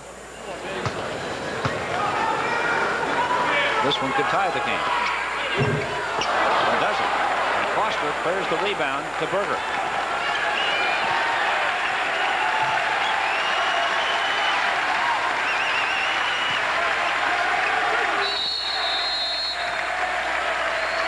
Now West Virginia asks for timeout to talk about it. Gail Catlett calls this one with 7:48 left in the game, and his Mountaineer club leading Rutgers by a point. The handsome, dashing Ford Aerostar for 1989. It's really quite a van about town. Traveling with the sports crowd. Playing the market. Escorting ladies. Pulling its own weight. Staying out all night. And powering its way to the top. Ford Aerostar. It's in a class by itself. Get a $500 cash bonus on '89 Ford Aerostar. It's easy to see why Mazda truck owners are starting to toot their own horn. They've got enough reasons. Mazda trucks are so reliable. They've been rated #1 in customer satisfaction for 3 straight years. Mazda has the best warranty in the truck business. Nobody else can say that. And when you figure this sporty SE5 is priced close to the other guy's base trucks, what's left to say? I guess that says it. Mazda SE5, a sporty truck, the Mazda way. There's the whole picture right in front of you. Rutgers down by 1, 7:48 to play. Clark, we should point out here perhaps that West Virginia has won all 8 road games that they've been involved in this year.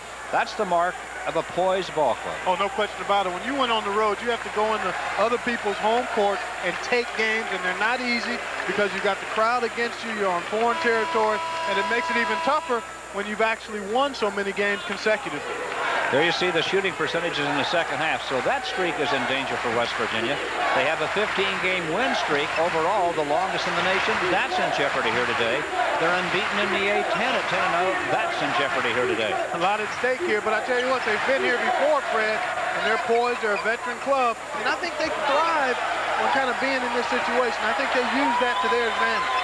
Well, Clark, I touched on it a little bit earlier. Berger having a little trouble that keeps the ball. It's going to come down to knowing how to finish a ball game and win.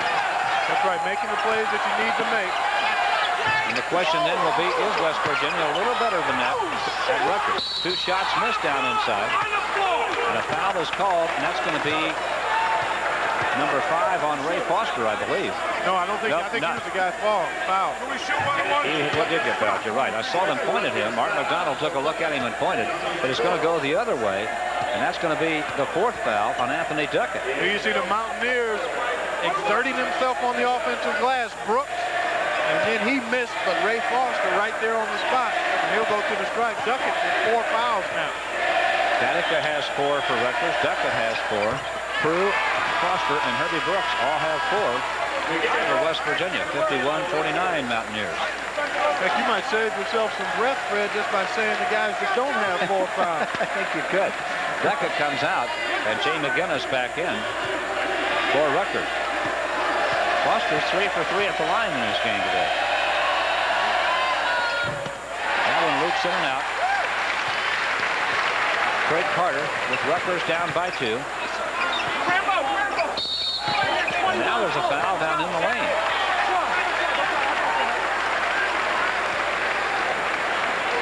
It was Jackson on Savage inside. 3rd foul on Sean Jackson.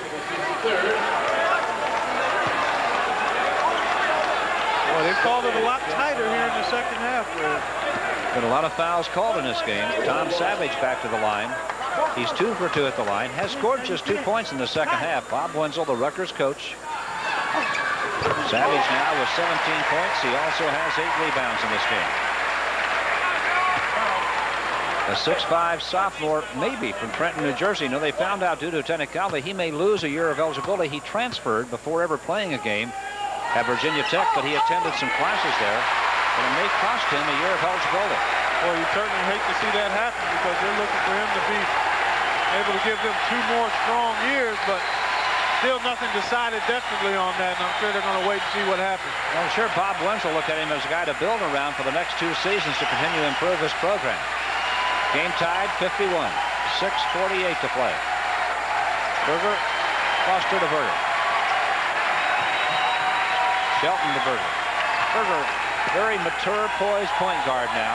Kind of a guy you want in charge of your offense in this situation. No question about it. He's an excellent free throw shooter, too.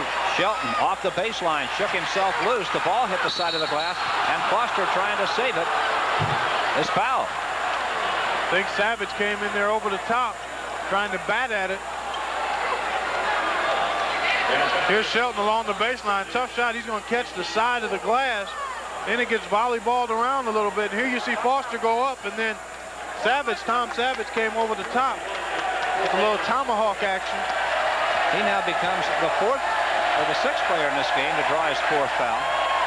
6 guys now have 4 fouls, and Foster up there still shooting free throws well. We talked earlier about West Virginia not shooting free throws well, shooting 56%. Gail Catlett contends that they really have not missed a big free throw yet this year in a game situation. Well, if you're going to make them, that's about the best time to make them when the game's on the line and you need them. And if they're doing it that well in the closing minutes of tight games, then I guess you have to forget about what the percentages say overall. There are a lot of guys that shoot them great during the course of the game and then start shooting them short when the game's on the line. I'd rather have it the other way around, I guess. Foster now is 3 for 5 from the line today, 3 for 6. Oh, nice move by McGinnis. McGinnis, and it's blocked by Chris Brooks. West Virginia by 2. Berger trying to make it 2 more. Strong rebound to Chris Brooks, and he's called for a walk. Gail Catlin objecting to the call, but Rutgers gets it back with 5:55 to play, and West Virginia up by 2 in one heck of a basketball game. There's a nice move to get Foster up, but Chris Brooks with an authoritative rejection. Berger's going to come down and pull up for the 3, doesn't get it. And Brooks, I thought, did an excellent job to get this offensive board. They say he bobbled it and took an extra step. Savage. John Jackson came out to get him immediately. Now Carter from the top of the circle drills one. Boy, nice ball movement that time by the Scarlet Knights. 53-53 tie. You see the clock. 5:25 to play. And the crowd here at Rutgers rising to their feet again, applauding the effort the Scarlet Knights have given today against West Virginia. The 18th ranked team in the nation getting a loud argument from Rutgers here today. Look at Berger spinning off the baseline, a trip.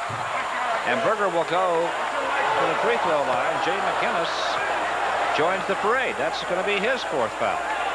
Now there are 7 players on the floor, or in the game rather, with 4 fouls. You're right. Just save your breath. Talk about the guys that don't have 4. McGinnis is going to come out now. Anthony Duckett back in. Duckett also has 4. It's a little miraculous that no one has fouled out yet. Rutgers has 4 players with 4 fouls. West Virginia has 3. I'm going to go out on a limb here, Fred. I think somebody's going to foul out of this. A lot of time left. It's been a physical game. They've been calling it closer in the second half. The officials have been. Somebody's going to have to sit down and do the foul. Berger now 8 for 9 on the line in this game. 15 points in the contest. 5:10 left. And now it's West Virginia by 2 at 55-53. Berger's free throws put the Mountaineers up by 2. Gatica brings it up slowly for Rutgers.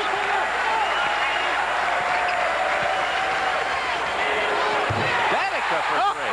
That's an NBA 3. He's about 4 feet behind the arc. Rutgers up by 1. That's a pretty simple offense right there. Oh, man, I don't know if it was called from the bench or if he just made that decision himself. Whatever it was, I'm sure Coach Wenzel approved after the fact. Bring it up slowly and shoot a 3. There's the offense. Jackson to Berger. Outside, Tracy Shelton. Near interception. Gatica didn't touch the ball. It's going to be Rutgers basketball.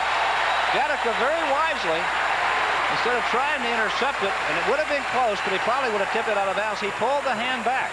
So Rutgers with a 1-point lead in the basketball, the 27th turnover charged to West Virginia, the 6th in the second half. 4:25 left in the game. Duckett. Anthony Duckett has 11, and it's Rutgers by 3 with 4:17 to play. Jackson. Chris Brooks down the lane is fouled. And the man that got him is Emory Ward. Well, Chris Brooks, not the free throw shooter you want to have on the line if you're West Virginia. Emory Ward made sure he didn't get it up on the glass. Watch him just strong arm him. Grabbed him right there. No way he was going to be able to get that one on the glass. Make him earn it from the foul line. There's a guy that doesn't have 4 fouls. That's 3.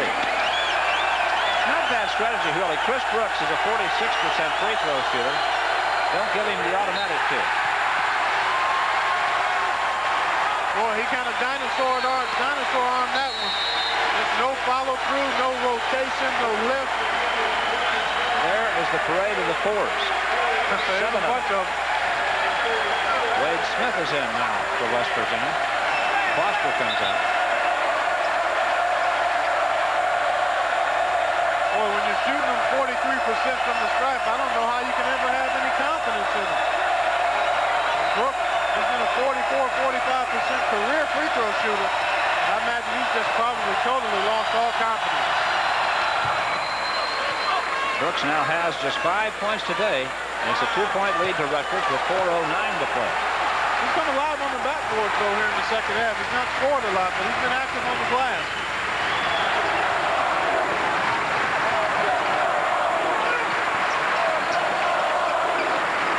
A motion game here now by the Scarlet Knights.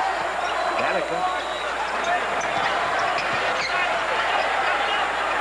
Duckett. Henry Ward, quick move into the lane. The ball knocked loose.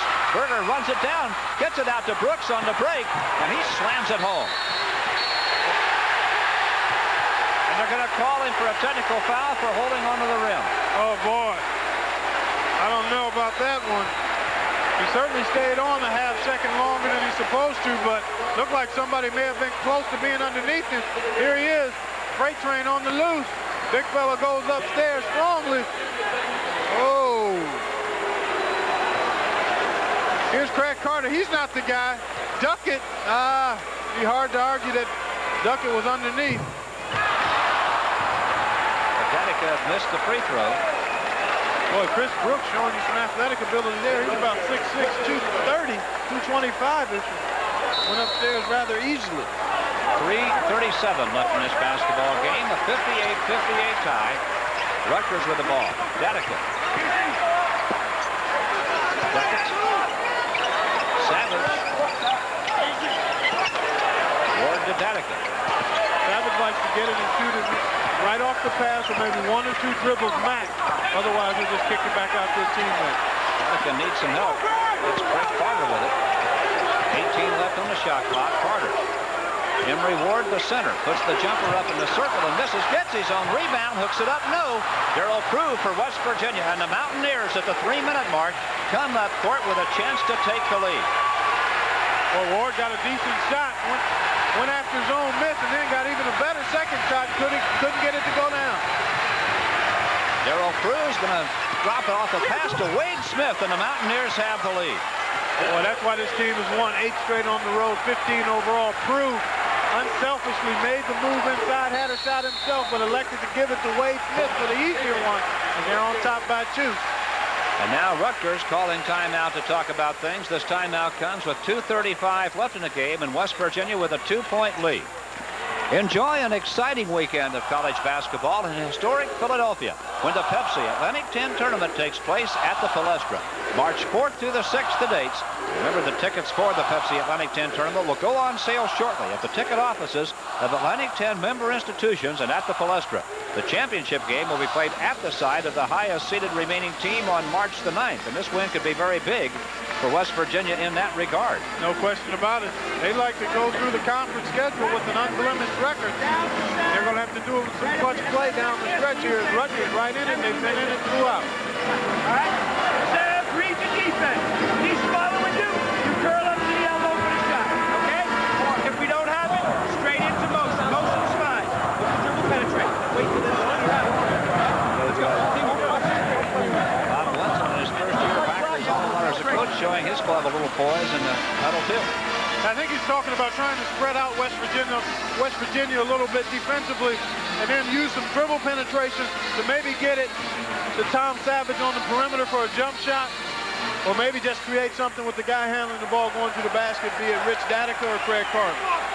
2:30 left in the game. Rutgers down 2 with the basketball. Savage goes for 3. And Emory Ward saves the rebound. Well, he's done a nice job on the offensive glass. Emory Ward. 6'6" center. He rebounds like a center. Rebounding isn't about size. It's just about being quick to the ball and being determined. Datica had a screen that time from Duckett and almost mishandled the ball. Now Savage has it knocked loose. Wade Smith takes it away, and now Savage gets hit in the face inadvertently by Wade Smith. And West Virginia has the lead in the basketball. I think this would be an official's timeout here. I want to check on Tom Savage. He took a shot to the face. I think Savage is maybe thinking it was intentional. I really don't think it was. I saw it happen. Wade Smith was just trying to clear the ball. Oh, yeah, I think it was just incidental contact. I mean, I know it hurts, but that's part of being out there between those lines.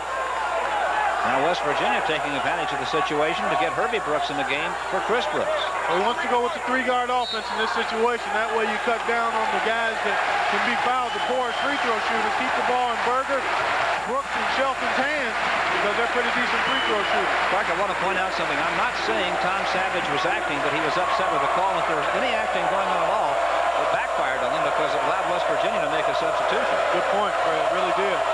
Now they're just going to sit on it, milk the clock. Rutgers not going to go out and challenge. Just try to play good defense here and then come up with the rebound and get something offensively. Now West Virginia calls timeout with 10 seconds left on the shot clock, 1:27 left in the game, and at this timeout, as the Mountaineers come to the bench, they lead Rutgers by 2. Oh, yeah? Yeah. That's it. It's over. We have nothing in common. Never agreed on one thing. Ever. Great. I'm too good for him. I can do better. I need to find someone more like me. When you find something you have so much in common with, something so unique, so refreshing, Hi. you just can't stop yourself from grabbing it and holding on to it forever. It's been the world's best-selling car 6 years running. Maybe it's because of features, reputation, or overall value. Whatever it is, it's no big surprise if you've driven a Ford Escort lately. Winning the world over. Have you been behind the wheel? Winning the world over. Get 4.9% financing or $500 cash bonus on 89 Escort.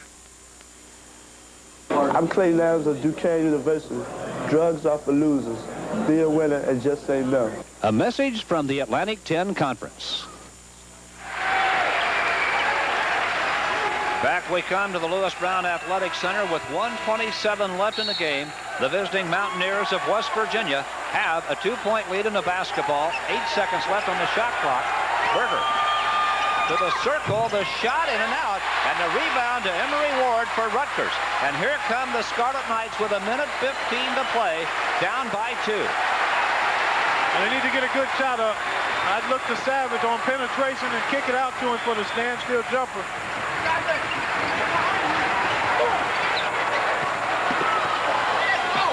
Shot no, Savage battling for it, and the ball comes to West Virginia with 55 seconds left in the game. Boy, tough shot that time. Savage looking to draw a foul inside. To no avail, and West Virginia now has a chance to milk the clock down to about 10 seconds if they use all the shot clock. Wade Smith duck it out, challenging him. Herbie Brooks now. Danica on him. Craig Carter has Berger. 22 on the shot clock, 33 on the game clock. Wade Smith. Ooh, they had Herbie Brooks at the baseline and couldn't get it to him. Herbie Brooks out front with it now. 12 on the shot clock, 23 on the game clock. West Virginia by 2. Wade Smith caught it, turns, shoots. Off the heel of the rim. Who's going to win the loose ball battle? West Virginia with 14 seconds left. Oh, boy. Now the Scarlet Knights forced the foul. Had they come up with that ball, they'd be able to set up for a last shot and try to tie it up. Bob Wenzel now has called this timeout to talk about the strategy. And now you know, Clark, they're going to talk about, well, who do we foul? Well, you can't foul Berger or Brooks, and now they've got Tracy Shelton in the ball game, a 66% shooter. But your first two choices would be who's in there among Chris Brooks, Darryl Prue. Ray Foster's not in the game right now. Well, maybe he is. We'll see what they're going to talk about here. You got a foul, okay? You got a foul. Now, here's what I want to do, all right? Ball sideline, we have 5, okay? Emery on the ball. Huff on the ball. Anthony protecting the basket, okay? Right here, Craig. Right here, Craig. Ricky floating, okay? Play it tight. Ball goes here, immediate double team and foul, okay? Got it? All right, immediate double team and foul. Look for the steal first. We're trying to get a 5-second count. Don't touch the ball, okay? All right, sideline. All right, this is the easiest play. All right, so Greg, you're on that side. Don't let that happen. All right, Ricky, start in the middle, okay? And then as you see things developing, you're gonna see this way, okay? Foul the first guy who comes. No timeout. No timeout. No timeout. Well, it looks like what they're going to try to do is pressure the inbound pass, double team immediately when the ball goes in, and foul immediately. Regardless of who catches the ball, they're going to give themselves a chance for the 5-second count or a quick steal. But other than that, they're going to foul immediately when the ball goes into the Mountaineers. Prue throws it in to Berger, and they foul him. And West Virginia did what they had to do, get it into the hands of one of their best foul shooters and send him to the line to try to put ice on this one. Berger today is 9 for 10 at the free throw line. Substitutions, there you see Tom Savage back in for Rutgers. And Chris Brooks comes back in for Tracy Shelton now for West Virginia. 13 seconds left in the game, and Berger will go to the line with his team in front by 2. Steve Berger again, 9 for 10 at the free throw line today with 16 points. Now, this is a little different than Superman practice. It's a miss. Danica, and Berger saves the long rebound himself. You got to foul him. You got to foul him. Berger dribbling around, being fouled by Emery Ward. Oh, what a hustling play by Steve Berger for West Virginia. Boy, that's a huge play. And you hate to have that happen on the free throw line when the defensive team has inside position. But that was a high rebound. Somebody kept it alive underneath, and Berger quickly got over to it, out-jumped everybody, even being as small as he is for the rebound, then dribbled around for about 4 or 5 seconds before they fouled him. And I tell you what, he's probably going to knock these two down. Given a second chance under these circumstances, he's an 80% free throw shooter. Emery Ward somehow becomes, so far, the only man to have fouled out of this game. There were 7 players on the floor with 4 fouls. Emery Ward, the only one that's fouled out. 7 seconds to play. West Virginia by 2. And Steve Berger back to the line after having just missed. Another miss. Rutgers has a chance. Danica with 5 seconds left. Berger putting pressure on. Craig Carter open, shots up, in and out. Rebound to Chris Brooks, and West Virginia survives it. The Mountaineers win it 60-58. Oh my, what a closeout. Boy, Berger, my goodness. What an exciting finish to an exciting day of basketball here at Rutgers. Final score, West Virginia 60, Rutgers 58. For Clark Kellogg, Fred White, saying thanks for watching and good afternoon.